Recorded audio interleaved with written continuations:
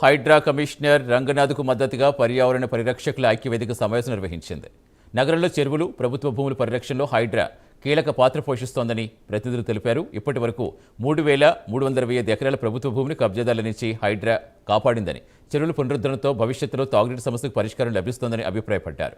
భూ కబ్జాదారులను సమర్థవంతంగా ఎదుర్కొంటున్న హైడ్రా కమిషనర్ రంగనాథ్ తమ పూర్తి మద్దతుందని స్పష్టం చేశారు. హైదరాబాద్లో చెరువుల పరిరక్షణ కొనసాగాలంటే రంగనాథ్ కమిషనర్గా కొనసాగాలని ఆకాంక్షించారు. పర్యావరణ హిత నగర నిర్మాణం అందరి బాధ్యత అని, చెరువుల పరిరక్షణ కోసం ప్రతి ఒక్కరూ కలిసి పనిచేయాలని పిలుపునిచ్చారు. తెలుసు హైడ్రా గురించి హైకోర్టు ఇచ్చిన తీర్పు, ఈ తీర్పుని ఒక విధంగా స్వాగతిస్తూ, హైడ్రా అంటే ఒకప్పుడు అందరూ భయపడ్డారు. హైడ్రా అంటే ఒకప్పుడు ఏదో జరిగిపోతుందని భయపడ్డారు. ఆ తర్వాత తెలిసింది హైడ్రా అంటే పేద ప్రజల కోసం వచ్చిన ఒక వ్యవస్థ అని. ఈ వ్యవస్థ రోజు రోజుకి ఈ వ్యవస్థలో ఉన్న ఎవరైతే దుర్మార్గులు, దుష్టులు భూమిని లాక్కునే కొంతమందిని వీరు చేసే పనులు మంచివి కాదని తెలంగాణ గవర్నమెంట్ రేవంత్ రెడ్డి అధ్యక్షత స్టార్ట్ చేసిన ఈ హైడ్రా ఈరోజు ఎంతోమంది పేదవాళ్లకు మరి ఎంతోమంది బాధపడే ఒక వ్యక్తులకు నేనున్నానని వచ్చిన ఏకైక ఒక ఆఫీసర్ రంగనాథ్ గారి కోసం నేను వచ్చాను ఇక్కడికి.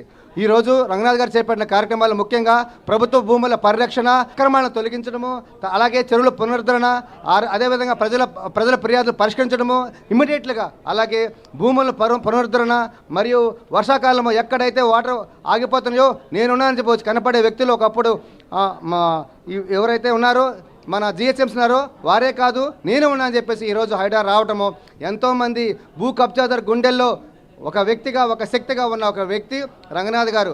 తనకి నేను సపోర్ట్ చేస్తూ జై హో హైడ్రా, జై హో రంగనాథ్ గారు. పర్యావరణ పరిరక్షణ కోసం పర్యావరణ ప్రేమికుల చేత ఏర్పడినటువంటి ఈ సదస్సులో మేము పాల్గొనడం చాలా సంతోషంగా ఉంది.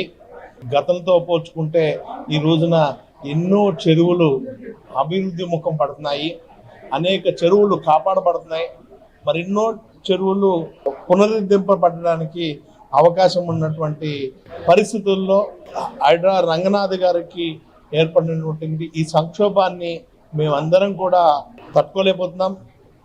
ఆయన కొనసాగాలి, హైదరాబాద్ చెరువులన్నీ కూడా పునరుద్ధరింపబడాలి అని మనసా వాచా కోరుకుంటూ ఈ సదస్సులో పాల్గొన్నాం.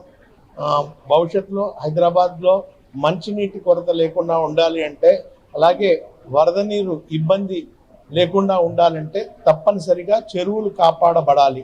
ఆ చెరువులు కాపాడడమే ఒక యజ్ఞంగా నిర్వహిస్తున్నటువంటి రంగనాథ్ గారికి మద్దతు తెలుపుతూ మేము ఈ కార్యక్రమానికి రావడం జరిగింది. భవిష్యత్తులో హైదరాబాద్ సుందర నగరంగా మారడంలో ఆయన పాత్ర ఎంతో ఉంటుందని, ఆయన ఆ పదవికి ఒక కీర్తిని, అలాగే ఒక పదవికి ఒక అందాన్ని తీసుకొచ్చినటువంటి వ్యక్తిగా ఆయన మేము ఎప్పటికీ గౌరవిస్తాం, ఎప్పుడు అభిమానిస్తాం.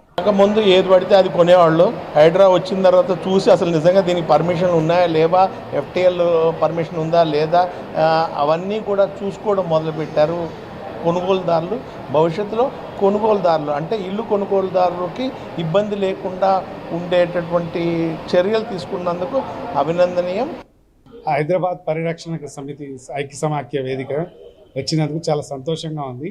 దీనికి ముఖ్య కారకులైన రంగనాథ్ గారిని గవర్నమెంట్ కోర్టు పరిధిలో ఉన్నందువలన దీనివల్ల ఎక్కువ మాట్లాడలేం. ఆయన పరిరక్షిస్తున్న వలన మన హైదరాబాద్ ఇప్పుడు ఉంది. దీన్ని అందరూ సపోర్ట్ చేయవలసిగా కోరుతున్నాం.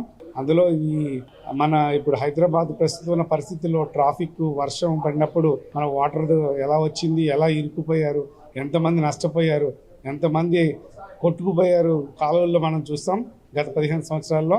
ఇప్పుడు చాలా దాని మీద ఈ లాస్ట్ 3-4 ఇయర్స్ నుంచి బెటర్మెంట్ని చూస్తున్నాం. సో ఫ్యూచర్ బాగుండాలంటే ఇలాంటి పరిరక్షణ రక్షించే వాళ్ళకి సపోర్ట్ చేయాలని కోరుతున్నాం. రంగనాథ్ గారి అభిమానులు, పర్యావరణ పరిరక్షణ అభిమానులు అందరం కలిసి రంగనాథ్ గారికి జరిగిన అన్యాయం, ఆయన్ని విధుల నుంచి తప్పించాలని ఆర్డర్ రావటం, దీని మీద మేము అందరం కూడా, మేమే కాదు ఆయనను ప్రేమించే వ్యక్తులే కాదు, పర్యావరణ ప్రేమికులే కాదు, తెలంగాణకు చెందిన ప్రజానికం మొత్తం ఎంతో బాధపడుతుంది. ఎంత వర్షం వచ్చినా సరే అందరూ కూడా వచ్చి వారి యొక్క రంగనాథ్ గారు ఒక సేవలను అందరూ కూడా గుర్తు తెచ్చుకున్నారు. ఆయన 150,000 కోట్ల తెలంగాణ ప్రజాధనాన్ని గవర్నమెంట్కి ఏ విధంగా కబ్జాదారుల నుంచి కాపాడిన 1,50,000 కోట్లు ఎలాగ అప్పచెప్పారనే దాని మీద, అదేవిధంగా చాలా కాలనీలు అసోసియేషన్స్ ఉన్నాయి. ఈ అసోసియేషన్లో రంగనాథ్ గారు వాళ్ళందరూ భూ కబ్జాదారుల నుంచి కాపాడిన వాళ్ళ అనుభూతిని కూడా వాళ్ళు షేర్ చేసుకుంటున్నారు. షార్ట్ నోట్ రంగనాథ్ గారు చెప్పిన వెంటనే ఇమీడియట్గా వాళ్ళు భూ కబ్జాదారులు వాళ్ళు ఎలా విముక్తి పడ్డారనే విషయం కూడా అందరూ కూడా పాలుపంచుకున్నారు. సీఎం రేవంత్ రెడ్డి గారు కూడా స్పందించారు. మేము కూడా ఒక 2 రోజులు వేచి చూసి మేమందరం అభిమానులు, అదేవిధంగా పర్యావరణ ప్రేమికులు అందరం కూడా నెక్స్ట్ కార్యాచరణ ఏంటనేది కూడా చూసి ఆయనకి న్యాయం జరగాలి. అదేవిధంగా ఆయన హిస్టరీ కూడా చూసినట్టయితే ఆయన అధికారిగా బాధ్యతలు చేపట్టినప్పటి నుంచి ఎన్ని సంవత్సరాల నుంచి ఇప్పటి వరకు హైడ్రా కమిషనర్ వరకు మచ్చలేని వ్యక్తిగా ఉన్నారు. తర్వాత చాలామంది అంటున్నారు కోర్టుకి సబ్మిట్ చేశారు, 60 కేసులు ఉన్నాయి. ఈ 60 కేసులు ఎవరండి? భూ కబ్జాదారులు వేశారు. వాళ్ళు వేసిన కేసుని ప్రభుత్వం కానీ అదేవిధంగా సుప్రీంకోర్టు వారు కూడా చూసి కబ్జాదారులు వేసిన కేసుని ఏ విధంగా కన్సిడర్ చేస్తారనేది కూడా ఆలోచించాలి. మేము హైకోర్టు తీర్పును తప్పు పట్టట్లేదండి, కానీ మీరు ఒకసారి అన్ని గ్రౌండ్స్ నుంచి కూడా చూసి రంగనాథ్ గారికి న్యాయం చేయాలి. రంగనాథ్ గారికి న్యాయం జరిగితే తెలంగాణ ప్రజానికాన్ని మొత్తానికి న్యాయం జరిగినట్టు అని చెప్పేసి మీ అందరూ